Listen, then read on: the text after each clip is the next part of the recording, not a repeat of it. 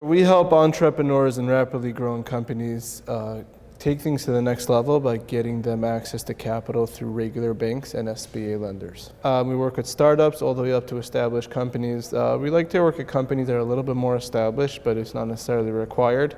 We work with companies that have been pre-revenue up to companies doing over 9 figures in sales. I would say that the biggest lesson is really listening to others, listening to their needs, what they're looking for.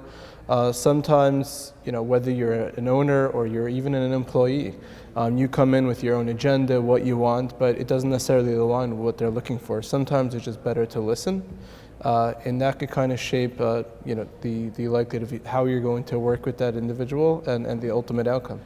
Look, a big topic by us is kind of like, who's our ideal client? Like, who do we like to work with?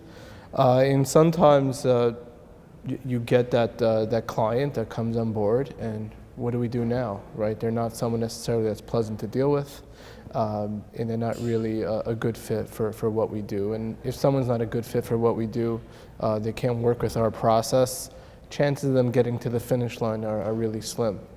The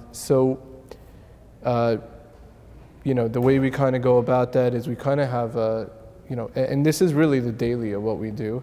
We kind of have a very pointed intro call with clients. We ask very specific questions. After the call, we ask for very specific pieces of information.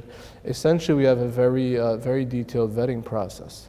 If someone can't pass pass muster, then we're not going to take them on. Sometimes they kind of slip through the cracks. So the question is, hey, someone slipped through the cracks. What do we do now? And really it's about letting them go in a professional manner, communicating to them how we're just not a fit professionally.